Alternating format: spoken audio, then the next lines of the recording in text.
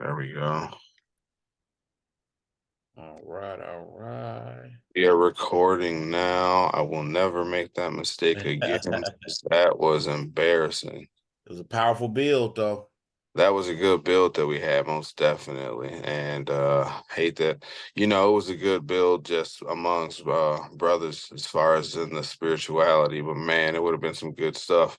I Yeah. got off here telling my wife about it, like, man, we was going in, you gotta listen, and couldn't find it and was like, I didn't record it.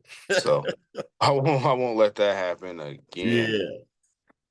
So anyway, Mike, how you been, bro? Man, for the most part, I can't complain. Super busy. I was supposed to be in Selma next week, but that's not gonna happen. Um, so other than that, man, just busy doing the work. In the process of building my library back up. Um, that was the greatest loss that I suffered recently. And a lot of those books can be salvaged. You know, it's just a process. I'm still trying to remove a lot of the soot and smoke damage. But other than that, man, just the same old, same old. Um, to quote one of my nephews, he says that I'm an astronaut walking around on Earth. I walk around, everybody look at me like you ain't supposed to be here. So, I'm just enjoying the human experience, man. Almost definitely, bro. Absolutely. That's all we can do is Yeah. enjoy this human experience for sure.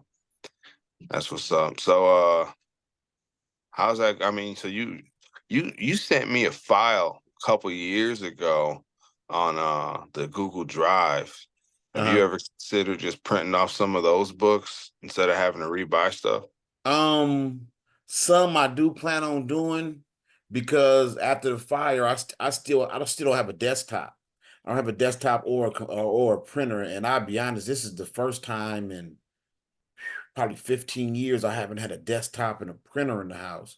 So Yeah. once I get the printer, I will. But I mean, what I would tell anybody is that there is something magical about having books in your house. I'm not gonna There lie. is. And I, so go ahead. no, I agree. Yeah, so some of those books. Right now, I have a little pop-up shed in the backyard, one of the little metal sheds. Uh, it has easily over 100 books in it. Smoke damage, a lot of soot. So I recently bought some stuff, some these sponges made out of vulcanized rubber, and then I got a HEPA filter vacuum. I Googled, went on YouTube, said that's what you do. But anyway, just to anybody, that does come across this, like you said, years ago, we've been exchanging PDFs and reading PDFs for, decade plus. And there's just something magical about having books. And actually, I've been coming across a lot of older authors from like the 1800s, and I feel justified. One of them was saying how there's no shame in having a library that you'll never read every book in, No, it's not. and and I used to feel pressure, like, man, I gotta read all these books, I gotta read all these books. But truthfully, it's just something powerful. And then I'll say this too, before we really get started. Years ago, when I used to mess around with trying my own guided meditations, in one of my meditations, I met what I could only assume was like my higher self or some aspect of it. And this is before I wrote the first book, and I was pressed.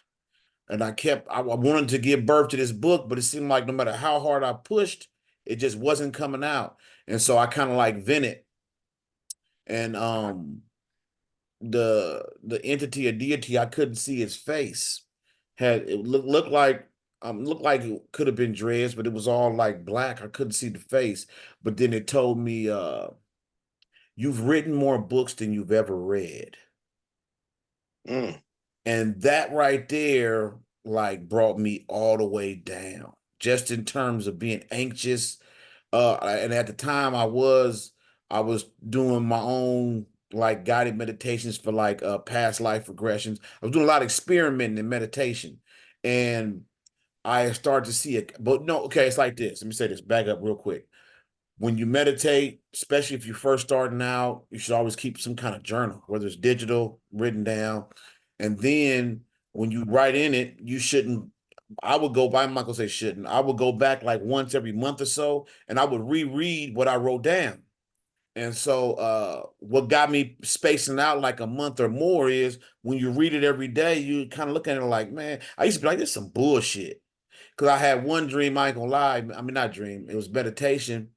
And I was like, I was doing a past, like it was like a past life regression. And I felt like I felt like I was like Samuel Jackson off of Django, like an old little dude, but I was some kind of tutor or a teacher, and I had this little white girl, and I was, teaching her letters and her math and stuff, and I was just like, well, no, little missus, you can't go out till you do your numbers, I was like that, and so I was reading these every day, like, man, it's bullshit, but when I took it out of context and would go back like a month or more back, I started to see a real like a theme. You know what I'm saying? And Yeah. what I noticed is that all right, baby, that's my wife. Um, Hey. what I noticed, the theme was I was always some kind of educator. Okay. So I got pissed at like I said, that one right there for a fact stood out.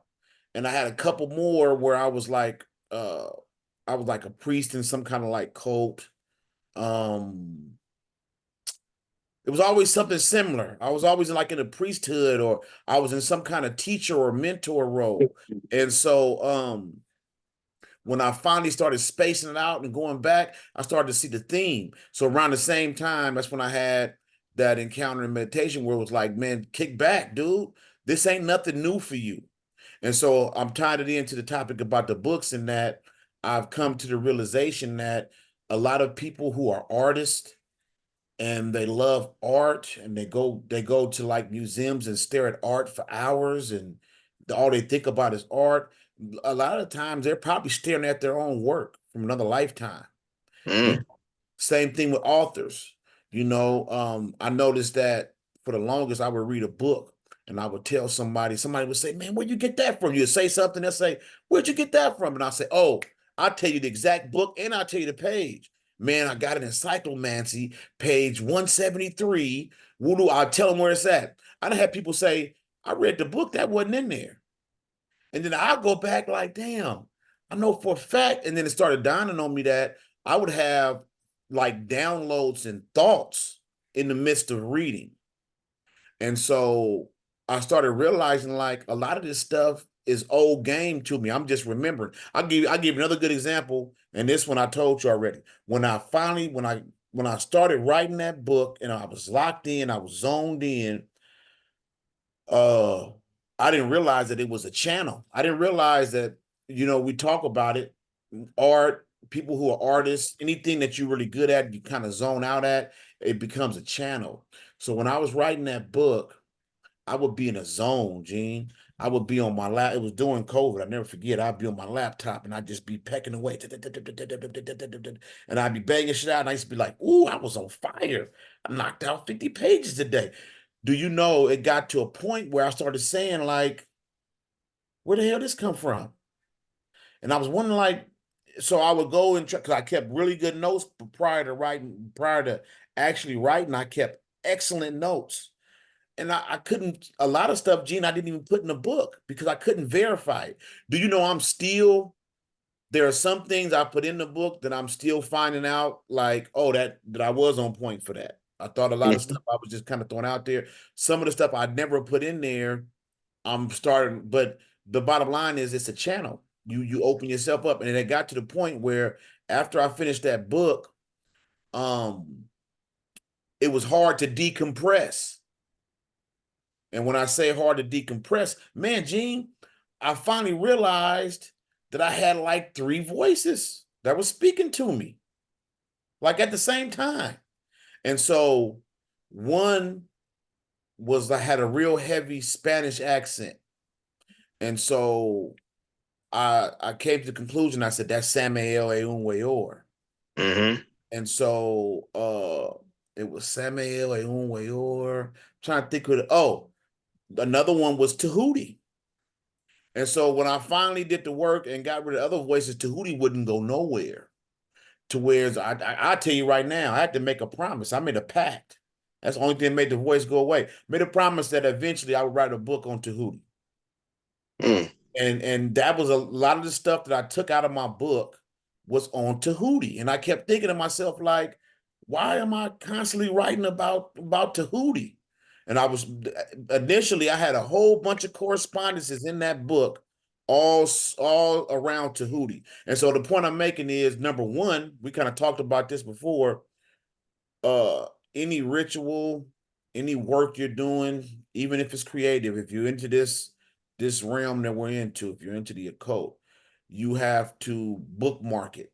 It has to have a Yeah. beginning and an end, because otherwise you start to live the ritual, which sounds like a good thing, but it's like a water faucet. At some point you turn it off because you don't want the water to spill over, because that's where it get dangerous, and you can lose your mind. You go mad. You know what I'm saying? Like I said, when I was in the middle of writing, the voices, like I said, it was like three distinct voices. I would just focus in on one. So if I was writing about Kabbalah, I would kind of lean in on this voice and I would take it like divine inspiration. But it took a minute for me to realize, like, hold up, this voice has a thick ass Spanish accent. You know what I'm saying? And I Hmm. know some people might hear this and be like, that's why I don't fuck with this occult shit. No, that stuff is already there. I saw a really good infograph, and it showed, like, if you go back like 100 grandparents, like your grandparent, your great great grandparent, the numbers start to expand exponentially. You got you got your mother's parents, your father's parents. Then both of them have four parents. Then both of them have eight parents. So you're already at 64. So the point I'm making is this is genetic memory. You go back 100 of those great, great, great, great, greats, however far back you want to go. Man, do you know that number is in the millions? Hmm. And so a lot of times people, you think that you're because we have this Western Christian mentality, we think that our ancestors are floating around, watching us cook and eat and serve them at the altar, and or watching you masturbate or have sex. But no, they reside within you. This is genetic memory. You know what I'm Right. saying?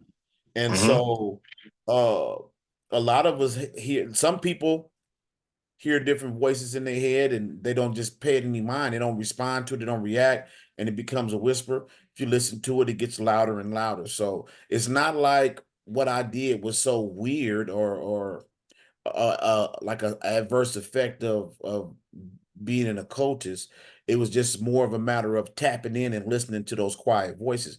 And on a like another little baby tangent, some people don't have those voices, and it makes me wonder, like, is this a brand new soul? Because people are talking now, psychologists, they're saying that there's a small percentage of society, like me. I used to have a lot of voices in my head before the coach shit. Always had, do this, man, don't do that, man. You should have did this, man. I always do this when that happened. You have all those different voices.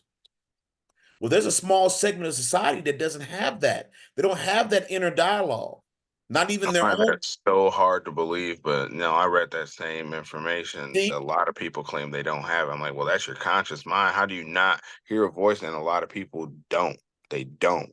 It's I have a theory on that, Gene. I think those are brand new souls. mm, Those are they're brand new. They have no strong ties to genetic memory. Like you just said, that's hard for me to fathom. Just, just like something I posted recently. There's a small percentage of society that when I hear the word apple, I see an apple. When I hear yeah. the word chair, I see a chair. Now, my chair is probably going to be different from the one that you see, but I see a chair. And if I want to mentally, I can go sit in that chair. It could be a recliner, it could be a rocking chair, whatever. There's a small segment of society, you say chair, they don't even see the word in their head. And I'm like, so now I'm thinking like these might be new souls, because a lot of the stuff that we do is just genetic memory. I'll tell you something I noticed in the Masonic order. Talks about the pillars, uh, and inside the pillars were hollow, the better to withstand inundation and conflagration, right? Hmm. And that inside those two pillars are contained all the archives of masonry, right? To me, that just sounds like genetic memory. That sounds like your spinal column is hollow. The inundation and conflagration, that's blood and plasma. That's hot, that's liquid, hot liquid. You know what I'm saying? And Hmm. so and within that pillar is all the genetic memory that you have access to tap into. And so a lot of this stuff, it's just there waiting on us. The people that we consider to be geniuses or indigo childs or whatever, they just tap into that. They listen to those voices that are quiet or non-existent for others. That's probably the only voice they hear or the only voice they listen to. So, I just say that getting back to the topic about the books, something special about having physical books that you touch. To me, it has a resonance and a frequency.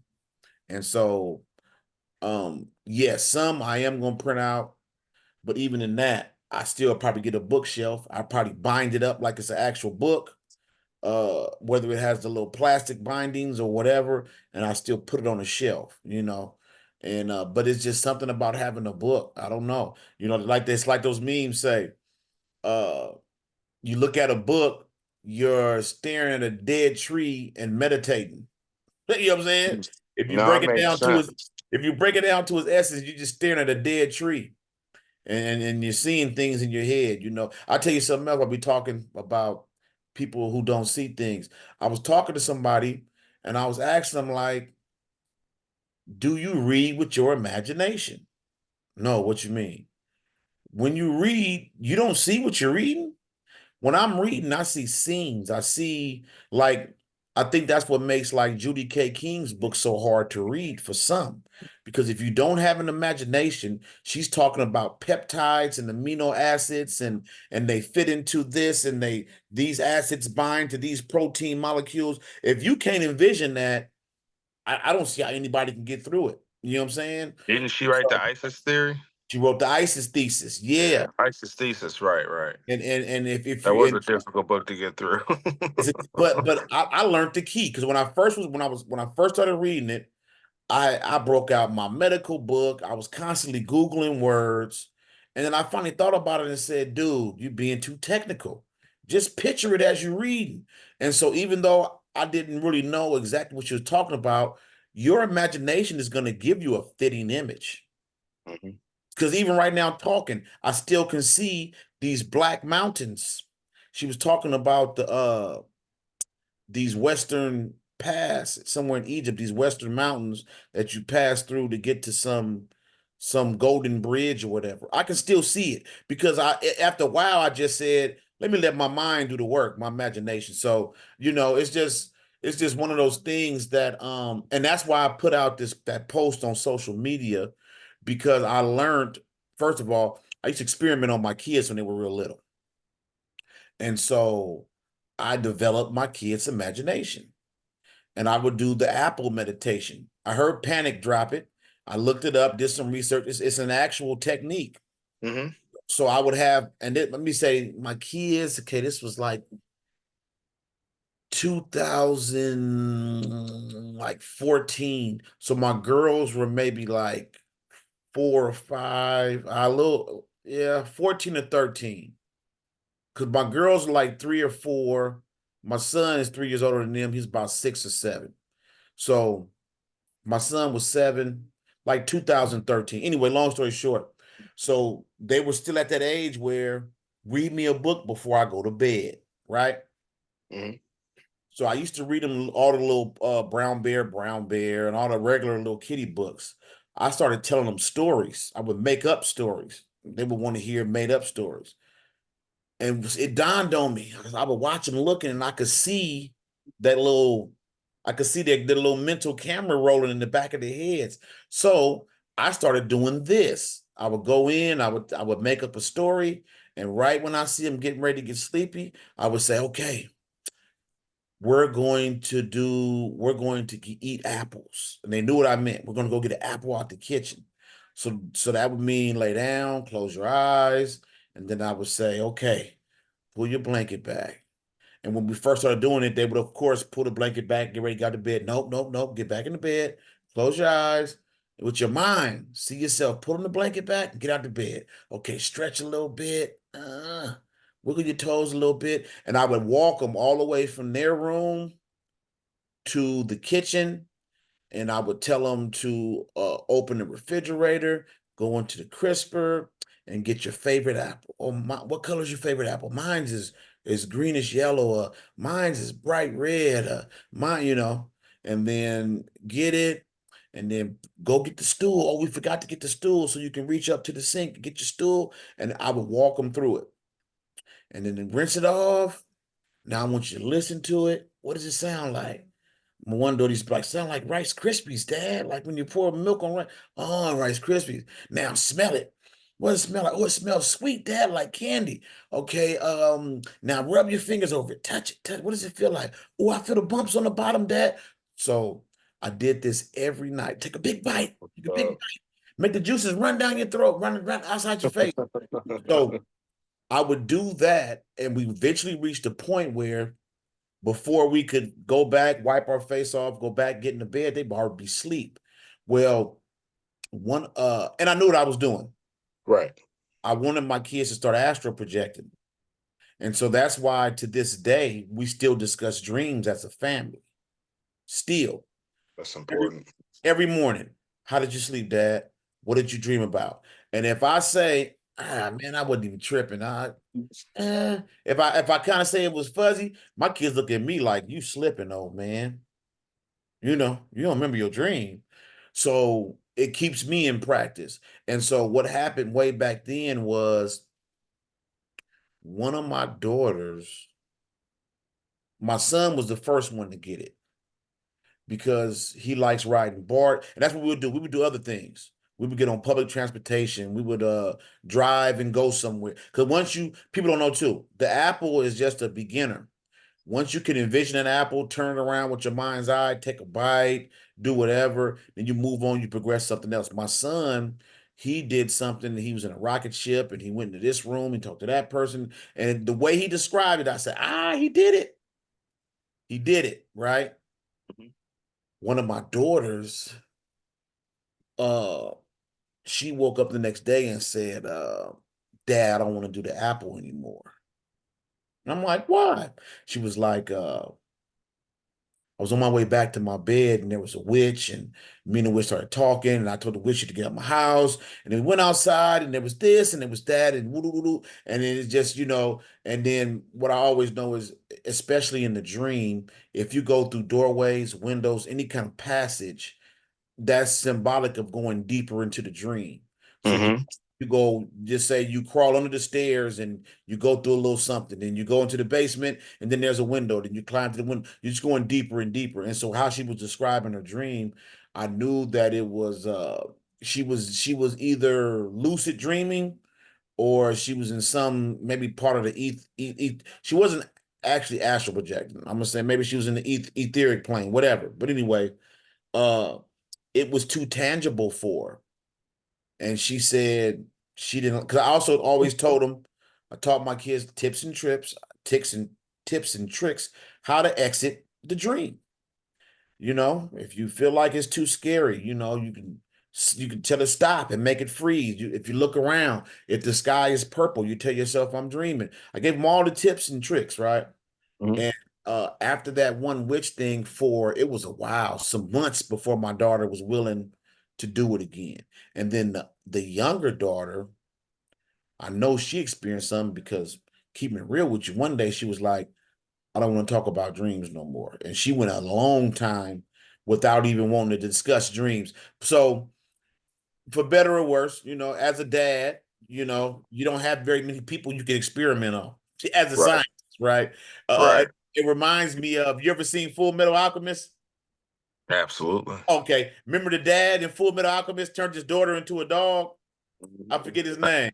A Uh, homunculus, a homunculi or something like that. I kind of felt like, dude, like, man, let me stop experimenting on my kids. But uh, in the end, I'm glad that I gave them all those tools before they became teenagers, because now they're all teenagers, and uh, I went from being a funny, goofy dad to, can you just get out of my room, Dad? Oh my God. Yes, I'll empty the trash. I'm there now. You I know, wouldn't necessarily say, for you it's an experiment because you was setting up, something to get results from. But man, you was training. It's not like you was making them 11 from Stranger Things. yeah. You was actually, expanding their imagination, which is something that's almost necessary in a lot of ways. Mhm. Helping them out because a lot of kids have nightmares. Parents say, "Okay, it's just a dream. Just go lay down and stuff." And if they have a tool, even as teenagers, they can have nightmares, things that are, more realistic versus a witch, versus like a car accident or being shot or anything that a teenager could deal with in these teenage days. They know because they've had to practice to be able to exit out, get to a safe space, communicate with spirits.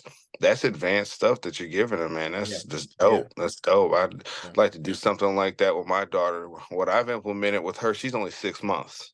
Mhm. So I try to put as much red around her as I can in case she ever goes back to meditate and tries to get to early years.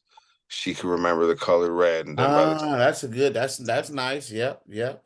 then hopefully, a couple more years, we'll move in a lot more orange things and stuff like that. In case she ever wants to do any chakra work, I got the foundation to where, you might be able to do stuff like that. I mean, we just parents, you know what I'm saying? And we're doing the best we can because they're not going to do everything that we did. Maybe they will, maybe they won't. But at least to give them some kind of tools versus, get on your knees, pray, Mhm. Mhm. something like that. Mhm. It's expanding the mind. So that's dope, bro. I commend you for that. That's very good fathering, spiritual fathering, occult Here's fathering, occult fathering. You know, occult fathering. Hell yeah, that's dope, bro. and you know what else too though? What's crazy is if you do it right, it actually is benefit for you because I've long accepted that they chose me as their parent before they came here. Absolutely. Um, that even now that I get on their nerves and I'm just this dude that always want them to do dishes and clean up the room and all this and that. I don't get super every now and then, yeah, it pisses me off and I come in there, turn the lights on, man, get up, man. Clean the room up, every now and then I do that. You have to. But for the most part, none of it really bothers me. This is your life. I've had that conversation so many times with my daughter that I'd be like, so you were tardy to your fourth period class. What happened? She'd tell me something. Every instinct in me want to get mad and yell out punishments. Hey, man. I'd be like, hey, it's your life, dude. You know, Hmm. knock yourself out. I got your back. Won't let you get too far off track, but it's your life. I tell them, I can't sit in the class with you. So a lot of it is uh like that Buddhist non-attachment. You love your kids, you love them. You look at it, they're little parts of you that you want to protect to your dying breath and beyond. But I also accept that they chose this experience too. Yeah, they got to live their lives for sure. They they gave me those formative years to do what I want, to do what thou will with it. And then now they're certain that hey, it's my turn. And you know what? I just gotta have faith that I gave you all the tools, you know. Morals, good morals, man. I mean, like I said, they got books now on parenting, and from what I've seen, my oldest sons are 16. All you got to do is just try your best to instill good morals. They gotta fuck up. They're gonna have to at some point. That's the only way they're gonna learn anything. And the best lessons to learn by far are the ones that you have taught yourself. You can tell them all day long, don't do this, don't do that. And when they fall flat on their faces and have to realize, and sometimes they won't, not until they're older, maybe Yep. 20s, maybe once they become parents, then they can, tie everything together. But good morals is about the only thing you can teach your kids, man. Good morals and money. I'll be honest with you, because other than that, they're not And teaching them that shit in school. and you know what too? This actually ties into the underlying theme for tonight, which is correspondence. And so the good morals and money. How I did my best to pass that down was to show them how this correlates to that. You know what I'm saying? Like Mhm. I would try to tell when kids are real little and I'm gonna be a doctor, I'm gonna be a rocket scientist. You get all those every day is something different. Um, I tried to number one, live it, by example. Because I grew up in that era. My mother and them always told me, "Don't do what I do, do what I say." Yeah. I tried it to be, let me show you what I'm doing, and if it don't look like it's working, don't do what I just did. Just try something different, and the underlying theme was always I wanted them to be able to correspond, that if this works for you, then you could achieve this as an end result. That's the law of correspondence right there. Is that is that like we were talking at that last build, when you realize that Tuesday is Mars, Mars is Aries, Aries is the god of war. Once you start to line all these things up, you actually got a straight line and you know what it's pointing at. And so that's what I always wanted my kids to know, was that like when they wanted to be all these different things, all I could do was say, well, like my daughter actually recently, she said she wanted to be a CSI, crime scene investigator. I didn't say no. I'm like, oh, that's pretty dope. I was like, get your phone, let's look it up. We pulled it up. How much do they make? She's like, oh, they make 70,000 a year. I said, pretty good money. I said, go to your calculator on your phone. I said, where you gonna live at? She was like, I'm gonna have me a condo, this and that. Ooh, it's gonna be kind of expensive. You're gonna be in California? Yeah. All right, your rent gonna be about 4,000 a month. So times that by 12. Ooh, wow, that's ooh. It's over half of your money going right there. Oh, but guess what? You can work all the overtime you want, that kind of job. You probably end up working about 18 hours a day. So let's give you so many hours of overtime, and then we'll add the last two as double time. And we did it. And in the end, she was just like, I don't think I want to be CSI. And I'm like, and I kind of try to tell them, you want to follow your passions. Yeah. That the amount of money you make really won't matter. And in the end, if you do what you're passionate about, you're gonna make even more money, you Hmm. know. And so just little things like that where, like my mother, she was against college, but she definitely wanted me to do certain things in life. Because I grew up Jehovah's Witness. So she had nothing in further education. Get you a high school diploma, go to trade school, do XYZ. That was my mother's whole thing. And so a lot of parents, we kind of push the idea of, if I didn't go to college, I want you to go to college. If I went to college and got an AA, I need you to go to college and get a BA. If I got a BA, I need you to get a PhD. And it goes on like that. When as opposed to just do what you feel. Just know that if you follow something with a low vibration, it's going to lead you over to there, and if you follow something with a higher vibration, it's going to lead you up to there. And so that, to me, that's a form of correspondence that I try to teach my kids, where you can know that if you push a button over here, then a light will turn on over there. You know what I'm saying?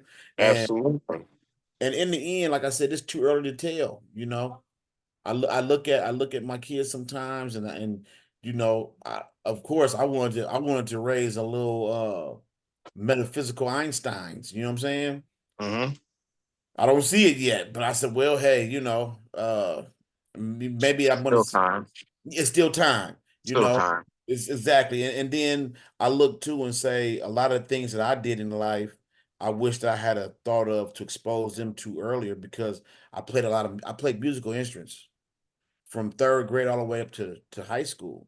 I was in a marching band, jazz band. And so that might, to most people, that just sounds nerdy, but music is math.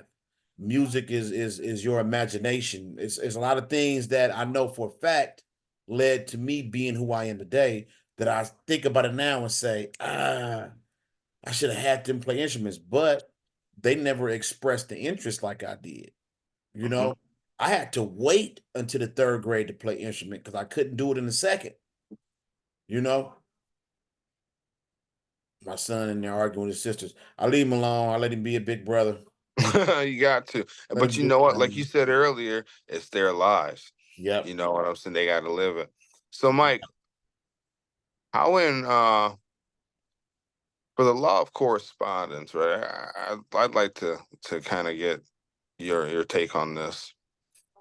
Would you say that it's important for people getting into spirituality to understand the law of correspondence? Because I know quite a few people in spirituality, that when you mention that, they actually they have no idea what that even means, and they've read the Kabbalah and they don't understand it. They know how things correspond here and there just based off of dialogue and lectures and whatnot. But how important is the law of correspondence for doing research in the occult spirituality? It's critical. But the thing is, the Kabbalion is a book that's this big. I don't think the Kabbalion is more than 30 pages. Maybe it's 50. Maybe. No.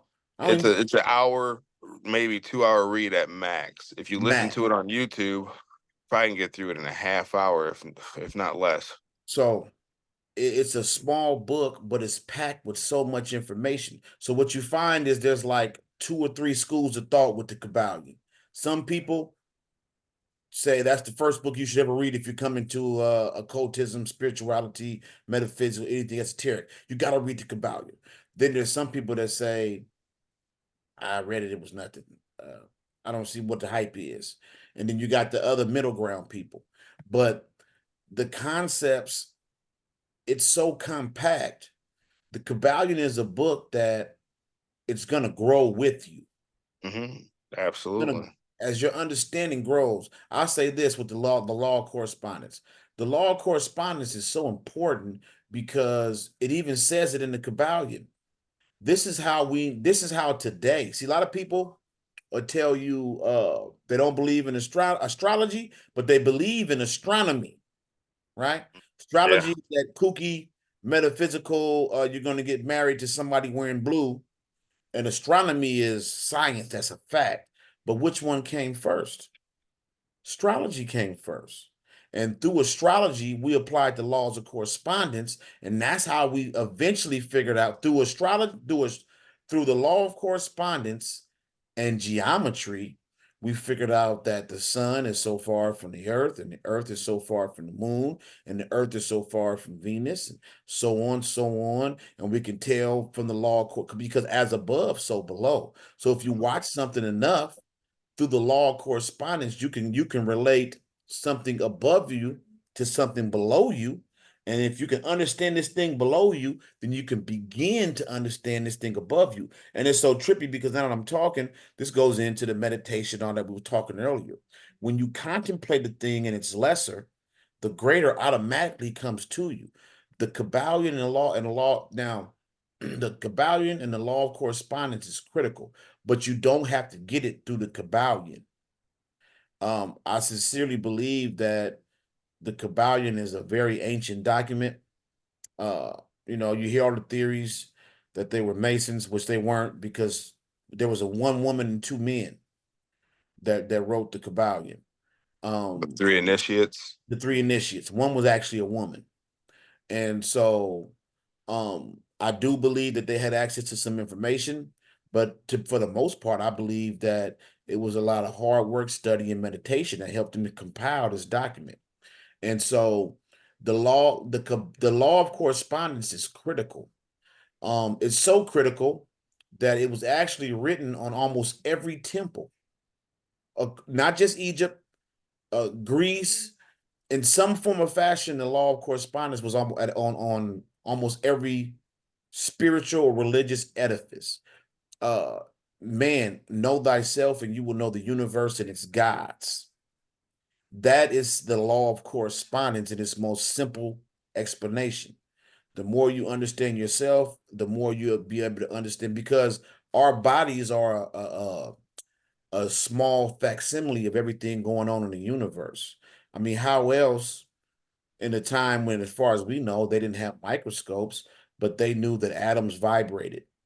The Egyptian story of how life began sounds a lot like the Big Bang and wave theory. The roaring waters of noon fits perfectly with a lot of these quantum physics models and concepts. The Egyptians in the temple on Dendera, there was a glyph that actually had down to the number, down to the, I mean, exactitude, how many semen, how many sperm a man ejaculates. They had it on the wall, right? So I said to myself, how could they have known, right? They do through the law of correspondence and for meditation. Because when you go in meditation, sometimes like watching Ant-Man and the quantum realm and things like that, sometimes when you go in meditation and you see these kooky things, these spooky things in action, right? Which is what Einstein called quantum physics, right? When you go in meditation, sometimes, man, you might think you're on another planet and you see a sun, but actually you're probably just on an atomic level, because there's the macro and there's the micro. And so you experience these things from different perspectives. The law of correspondence is so critical, but you don't have to get it from the Kabbalion alone. Because again, we talked about it, there's a huge segment of society that doesn't have that inner voice, that doesn't have that ability to meditate. And so they have to get it somewhere else. A lot of those people have to get it from the right hand path, which is through nature. You and I are more left-hand path people. We get it through reading, experiment, doing shit like that. You know what I'm saying? That's the only difference between the hermetic path and the right path. Some people get it through study, learning, application. Other people get it by communing with nature, strictly through meditation. They have what they consider just to be aha moments. You know what I'm saying? But Mhm. the law of correspondence is so critical that truthfully, you would be just exchanging one religion for another, because you need the law of correspondence, because maybe Christianity isn't doesn't do it for you. Maybe you get it from the Yoruba. Maybe you get it from a Hellenic or you know, Greece, Greco-Roman. Maybe you get it that way. So the thing is, once you get the, and actually I was telling you this earlier, the meme I put on social media about the German Islamic guy. He sounds just like an angry ass Hitler. We don't know what he was saying though. He could have been dropping some fire information, but it just and you see him with the kufi on. He got the beard, but he's speaking German, and it just seems like he's just saying some angry shit, right? But Yeah. but through the, how I look at that, the joke for me was, you meet people who they read Psychonaut, they read some Peter J. Carroll, I'm a chaos magician, and they mix all these different things, and they're just mixing, they're making like a gumbo of spirituality. It's the law of correspondence that turns it from you mixing things to you knowing exactly what you need. It's like, I'll give you a good example. I grew up a Jehovah's Witness. One of the Jehovah's Witnesses' arguments against evolution is the human body, and the mind in particular, is so complex that the idea of a Big Bang, just something happening, and then in that random happening, you get all of life, you get the complexities of the human body, the human mind, and all that just from a Big Bang. They say that you have a better chance of taking apart a computer, putting it in a dryer, tumbling it, and then stop it, and you got a whole computer. Now we both know that's not going to happen. I don't No. care. I don't know. I don't care how many times you shake it up, you'll never get a full computer. That's the concept of mixing different paths. You're hoping that if I take a little bit of, if I take Shango, if I take some of this, take some hoodoo, take some of this, some of that, man, I'm gonna get $1 million. No, the law of correspondence will tell you, you do this, and then that's going to happen. Now, in the process of doing this, you might have you will go here, then you will go there, and you can line up everything like a lens, and then you can see exactly how to get that $1 million. You know what I'm saying? So Mm. it goes from just throwing stuff on a wall and seeing what sticks to actually listening to that universal voice and knowing exactly what you need to do, exactly where you need to be, and exactly how you need to go about it. That's the law of correspondence to me in its most simplest sense, because we all want, nobody's trying to do worse in life. Right. Nobody's corresponding to go from where they are lower. Even the so-called dark side, whatever, they're aiming upwards. Whether they're upwards is Cthulhu or Set Typhon, whatever it is, it's not down, it's up. We're all looking to correspond to something that'll make us greater, take us to the next level. So I just think that the law of correspondence, it's one of those things that it's so impactful that in the hero's journey, you go around that clock face. And this is what they say, like for movies like Lord of the Ring. Frodo Baggins left the Shire. He went through all of that stuff. All that horrible stuff happened to him. In the end, where did he end up at? Right back in the Shire. But the Shire was the same. Frodo was different. His perception of reality had changed. And so this is what we do through the law with the Kabbalion. You go through the hero's journey. So like you read the Kabbalion, whether you think you got a grasp on it or not, you go, you do your thing. When you find yourself coming back to it, you're actually going to find different information in that book. Not that the book has changed, but you have changed. You know what I'm saying? And Absolutely. and so what I used to do, I used to go to sleep listening to the Kabbalion. That's the best you can do, is make it a conversation between your subconscious and the information. I don't even need to be involved. I would rock myself to sleep like a baby off of it. Sometimes I would listen to it at work. I would turn the volume down so low that I had to strain to hear it, even though it's registering in your head. I got my Bluetooth in. I would have it down low and I would make it a conversation between the information and my subconscious, because my subconscious is going to register and say, there's got to be some important shit because this motherfucker got it on loop like his favorite rap song. And so that's when it's going to start to work on you on a fundamental level. Because another problem is we tend to think that we have to logically understand these functionings, and you don't. There's some people that you look at and people say, man, that person's so lucky. That person just moves off in not even instinct. They're letting the stuff subconscious do all the guiding. When you actually sometimes you can overthink some of this stuff. So Absolutely. just to stay on topic, I think the law of correspondence, truthfully, outside of correspondence, I think rhythm, those might be the two most important laws. Rhythm is important not just so you can know how to twerk and dance. Rhythm is knowing that the ebb and flow. You know what I'm saying? A lot of people think rhythm, especially, and I hate to be harping or poking at certain people, but a lot of people, Poke at them. yeah, poke at them. I've spoken to people that thought rhythm meant like you were melanated and you knew how to dance. You had rhythm. No, no, no, no, no. This is the rhythm, like the tide that ebbs and flows twice in 24 hours. This is the rhythm that when you look at a pulsar star and you can tell how many times per second it flashes, when you can gauge its rate of rotation. That's the rhythm. Now, the reason why I say rhythm and correspondence is so important and go hand in hand, once you know the correspondence of how to get from A to B, now you're double dutching, you're jumping rope. Now you have Hmm. to know when to jump in and when to jump out. And once you jump in, you got to know when to keep jumping when that rope is coming. Otherwise, it's going to tangle up with your feet. You know what I'm saying? So that's Yeah, why I say absolutely. that.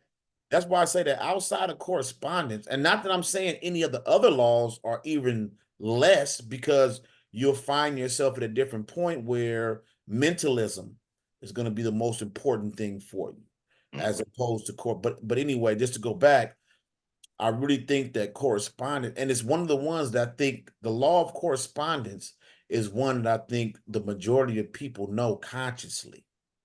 Everybody has heard as above, so below, as within, so without, right? Hmm. And so the law of correspondence is one of the ones of the laws that are most readily known, but a lot of people don't know how to access it or how to make it tangible, because I find myself now, I talked about the hero's journey and that circle that you go around. Once you reach a point where you kind of cognizant and aware of your life, you'll see the patterns coming. Our life is a series of wheels. It's kind of like that Mayan calendar. It's a Hmm. wheel within a wheel within a wheel. So all of our lives consist of micro patterns, and then they spread out into macro patterns. And so at 50, I just realized some of my macro patterns, and so by knowing the bigger patterns, you can look back and finally see the cause of some of the smaller ones. And so that's the only way you can break a lot of these patterns is through the law of correspondence. Otherwise, you'll look up and you say, "Oh my God, This always happens to me. Why do I always pick the girl that dogs me out? That's that's a symptom, a bigger, it's not a symptom. The problem, the girl that dogs you out is the macro. The symptom or the cause is the micro. So when you look at the law of correspondence, you realize, you know what? I'm always looking for women that I think are exciting. On some level, I pass up the good ones and I go for these ones that I think are just wild and have fun. And in the end, they always dog me out. That's how you kind of get a handle on how you can apply the law of correspondence in your life, because as above so below, as within so without. So these are things that once you get a grip on these micro patterns or micro cycles, you can now look down and say, well, this always leads to that. And so now, and like I said, at 50, I find myself where I see shit coming a mile away, and now I'd be like, nope, normally keep going straight. I think I'm gonna go left this time. I'm gonna turn this way. I'm not, because some of these cycles, I'm gonna be honest, I've looked at some of my cycles and I realized that some of them are like 7 and 10 year cycles. You know what I'm saying? Absolutely, for sure. Correspondence is, in my opinion, imperative to doing research. Yep.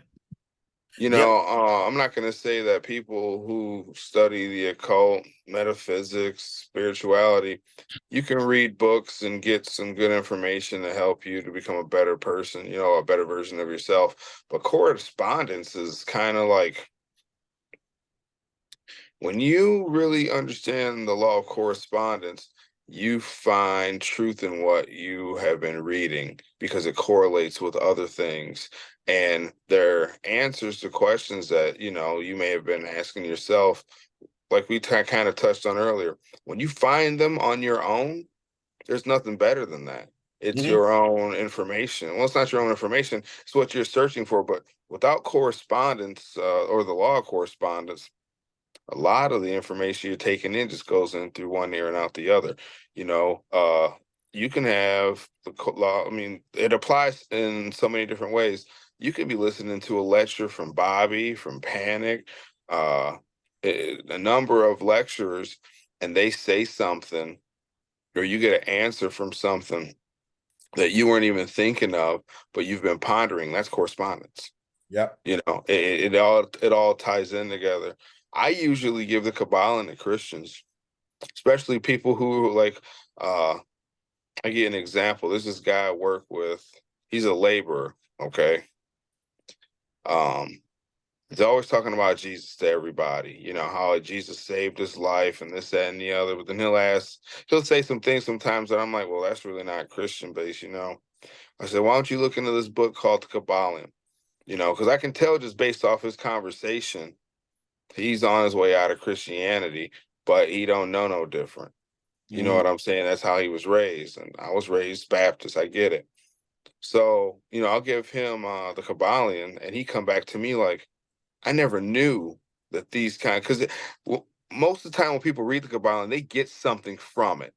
You know, it's your basic laws, just written at a time before Christianity was even here. And I don't know if it was written prior. When was the Kabbalion written? But the value was written late 1800s, early 1900s. Good night, bud. Have a good one. So Christianity was already It was a there. thing. So, you know, for people who are trying to kind of get into something deeper, or, you know, doing some searching, you know, outside of Christianity, I've given the Kabbalah to, and, you know, some feedback I get is good, some feedback I get isn't as, you know, it is what it is. The Hebrew Israelites use correspondence in the Bible, and they're able to find so many correlations and so many contradictions by using correspondence, and I don't even think they understand what Yeah. they're doing. Like you said earlier, it's pretty it's in us to do it already in any way. I use it all the time, and I didn't really start to get, it took my research to a whole nother level once I understood the law of it completely. Are there any good books that you could give? I know that there are a couple of good books that talk about the law of correspondence Mhm. specifically. Oh wow, I wish I had. Um, Hold on one second. I'll pull some up. I mean, of course. Okay, you know what? I'll say this too. The Kabbalion and Kabbalah, they fit hand in hand. Hmm. And actually, I say this also. The law of correspondence that we're talking about now, it has the great spiritual plane. Hold on, let me look it up so I don't want to misquote it. Okay, so you have in the Kabbalion, you have in the law of correspondence, you have the great physical plane, the great spiritual plane. Let me see what's the other one. Hold on. Oh, spiritual, mental, physical, right? Hmm. Those three correspond to uh Asar, Aset, Heru, right? You Hmm. you can say that Asar is the great spiritual plane. Um Isis is the great mental plane, and Heru is the great physical plane, right? These are the three realms that we deal with, the three primary. Um, in the Kabbalion, you have those that upper three triad, which is Kether, Hokmah, and Binah. You know, those. So I would say, as a good book, Dion Fortune's Mystical Kabbalah, William G. Gray's Ladder of Lights. Now, a lot of people might say, I'm not into Kabbalah. Those two books you will read and not realize that it is a discourse on the seven universal laws. Because the law of correspondence is similar to Kabbalah in that um, Kabbalah helps you Kabbalah is like a filing system, and you can put these this bits of information in certain places, and you'll know how to reach. If you want to reach, let's say you want to go to uh Kether. Let's say you want to get to Kether. Well, you know to get to Kether, you have to take a very certain route. If you try to take a very direct route, you got to be at a certain level of mentation, I guess, for lack of a better word, to take the direct route. That's why Kabbalah has the lightning flash. Well, these file cabinets are correspondences.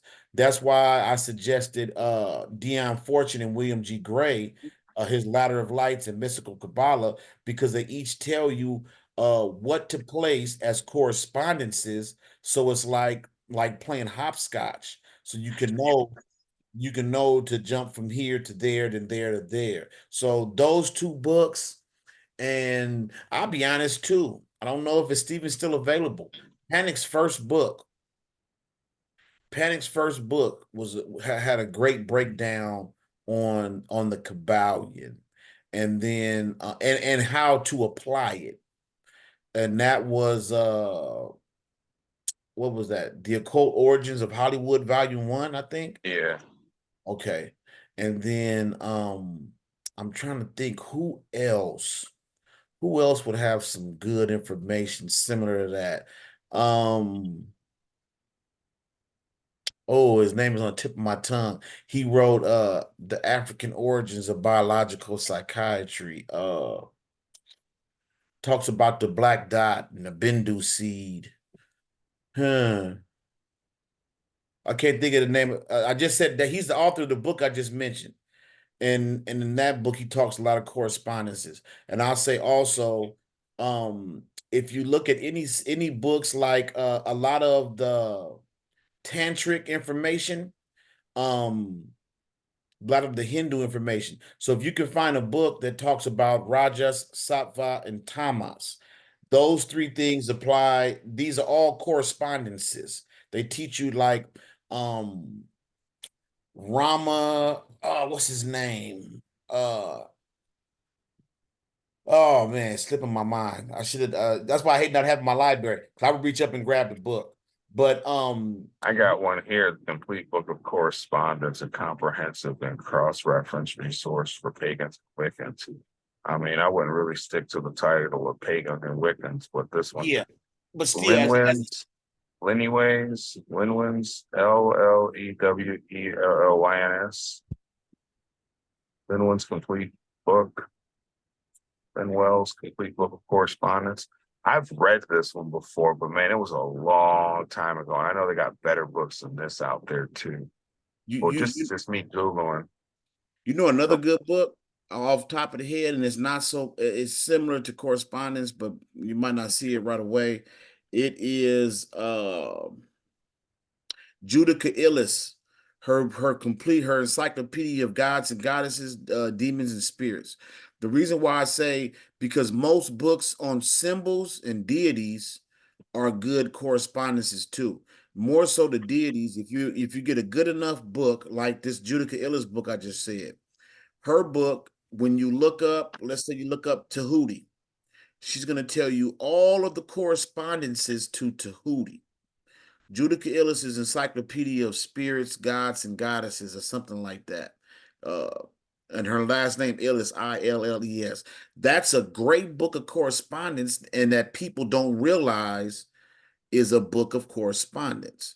And kind of going back to what we were talking about earlier, that book I just mentioned was actually one of the first books I used to read with my kids that weren't kids' books. I would I okay. would I would let my kids pick out a deity from the book. We would read it and talk about it and blah blah blah. So I think that for those who get it right away, um, a book specifically on correspondence is going to get it for you. But there are other books that are going to give it to you in roundabout ways. Like I said, a really good book on Kabbalah will be will give you a working understanding of the law of correspondence. That Judica Illis book, Encyclopedia of Spirits, I actually have that on PDF and I have the physical copy.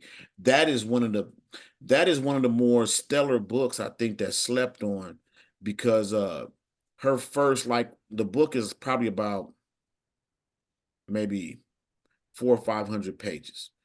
Uh, Okay. Uh, yeah, probably 400 or 500. The first like 110 pages is everything about altars and spirits and what to do, what to have on your altar, what to not put on your altar, what to do, I mean, it's a detailed breakdown. And then she goes from that into discussing the correspondences of different spirits, gods and goddesses, what they like, what they don't like, how this god is just best in another religion and this God, it all ties in. Baron Samedi, Jesus Christ. She walks them all. She catalogs all of these correspondences. So let's say in meditation or in a dream, you see the angel Gabriel. You go in her book, you look up Gabriel, but something about it just doesn't like, I don't think that was Gabriel that I saw. She's going to give you at least 7 to 10 other correspondences that you can go to in her book and look up all the other correspondences for Gabriel. And then you can kind of nail down what that experience was and then how to work with it because she started off telling you how to do altars, how to work with spirits, so it's a great book of correspondence, and I like it because you don't realize that's what it is when you first dive into it. When you first get into it, it's just a book where it's just very detailed information on different spirits. But when it comes to the law of correspondence, and so a book like hers will give you those aha moments we talked about earlier. You'll be looking at one thing and you'll say, oh, because her book of spirits, you can just read randomly and then you'll be in the traffic and you'll say, oh, so the three terrors, the green terror, that corresponds to Malkuth, and you have these little like aha moments. So, um, and I do have another book, Stephen Skinner's The Complete Magician's Tables. That is a straight book of correspondence. I'll be honest with you, it's not cheap, but it's not too expensive. The book was like 150. Might be cheaper now. Matter of fact, I think I saw it somewhere like on Etsy or eBay for like 65 bucks. But when I got it back then, it was 150, almost 200 bucks. Stephen Skinner's book, The Complete Magician's Tables, will, I've used that book to heal myself. Mm. You can get his book, and literally, I remember this day. My right big toe was killing me. I knew I was always on my feet too much at work. I got tired of popping ibuprofens. I went in, through his table of correspondences, because he has different categories. He'll take you from, different cultures, different deities, different systems, whatever. Well, I found out the big toe from the book of correspondence, I kid you not, uh, it led me straight to, I want to say, Ptah. I believe it was Ptah, it was the Egyptian deity. And the beauty of correspondences is, like I said, you might think it's the angel Gabriel, but you can't work with Gabriel. But you probably can work with one of these other correspondences of Gabriel, because I ended up with Ptah because it just worked out better for me. But there were other correspondences, but I stopped there because I could work with it. But long story short, I worked with that energy and shoot, healed thyself. So the That's what's up. Stephen Skinner's Complete Magician's Tables. It's not a hard book to understand, but you do got to get in it. It's not like you got to get in it, because you got to understand these correspondences, because it's a book of charts. And so in the front you can see everything that has the Asian cultures, or it might be body parts, or it's chakras. And I also have a Wiccan book that's like that too. Llewellyn's. I have a Llewellyn's Wiccan book. And so that one's good because it gives a lot of herbology and trees and more of that right hand path stuff, right? Well, that was the book. That was yeah, Llewellyn's. That's the one I said earlier. I just want to Okay, pronounce it. The Complete Book of Correspondence. The other one. I Now got I that one. own this one. The Kabbalistic Encyclopedia. Oh, That's a great book of Godwin. correspondence. Yeah. That's another good one. Now I say this about Godwin's Encyclopedia. There are like two or three editions. The one you have, does it have pictures in it? Yes. Oh, so you got the good one. I went and I'm because I'm cheap. I'll be honest. I always joke with my kids that when the sun rise, the birds call my name, and they be like, "What you mean?" They say, "Cheap, cheap, cheap." So I went and I bought a used version of Godwin's Encyclopedia for I don't know how much. And I didn't know for the longest that there were other copies that had like images in it, Yeah, there are different like additions to it. sigils and shit. So anybody listening, Godwin's Kabbalistic Encyclopedia is a must-have. Just be certain, whether you go online or if you go into a store, just be certain that I don't know which edition has the images, I can but look it up.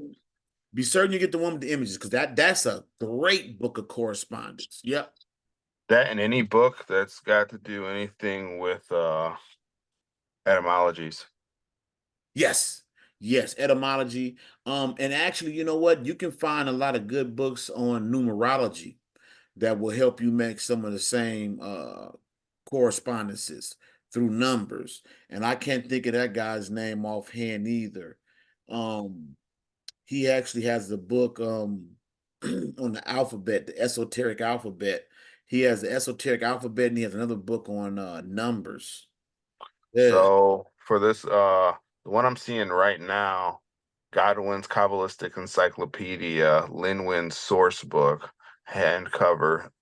Go for anything September 8th, 2017 and up. It's only $50 right now, from what Okay, I see here. 2000. Okay, so probably I had an older edition then.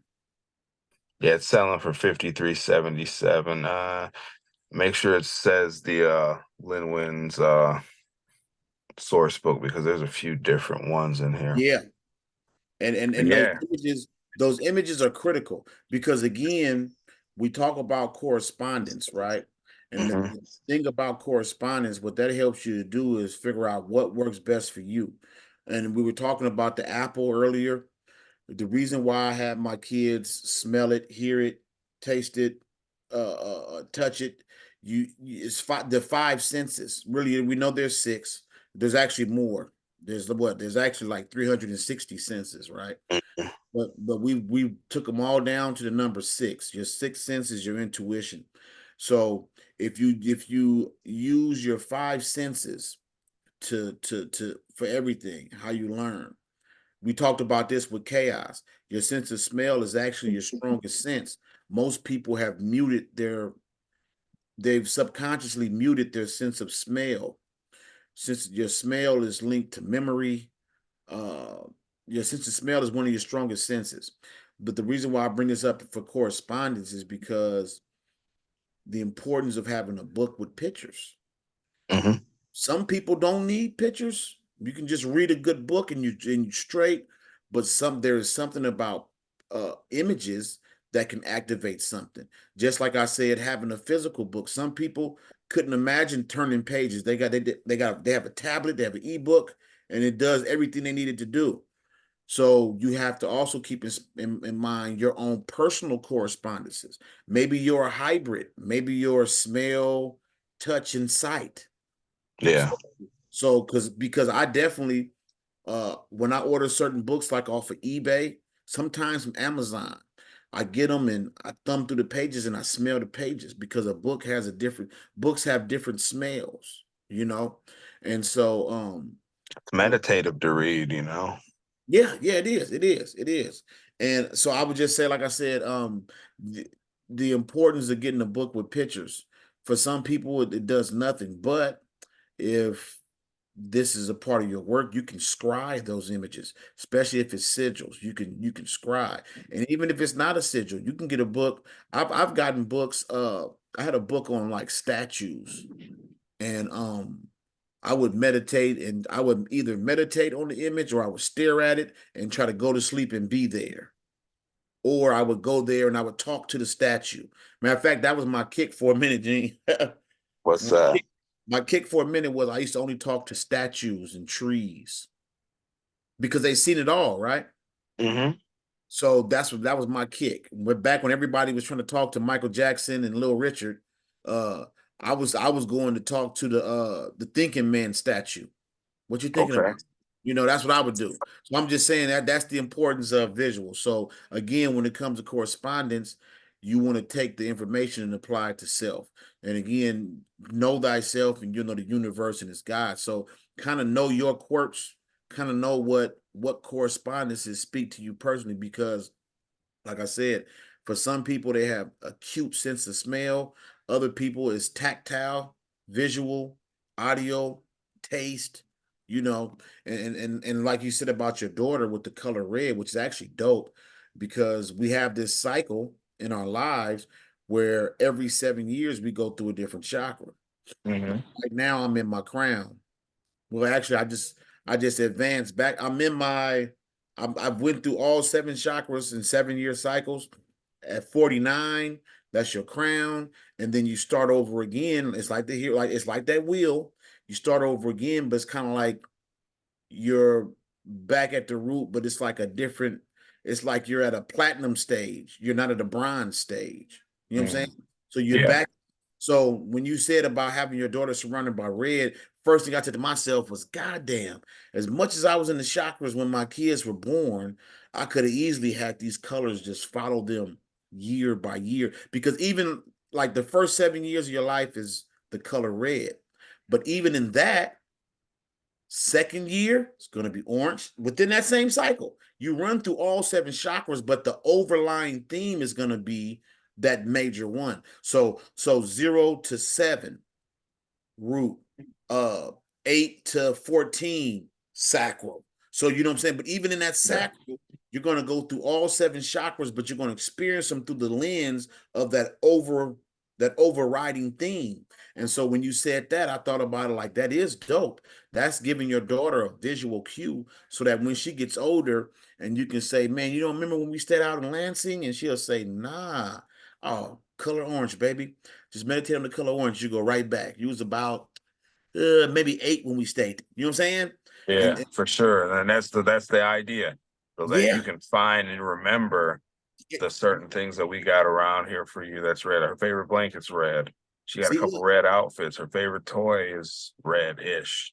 But it's enough to where she can pinpoint back to it if she wants to, for sure.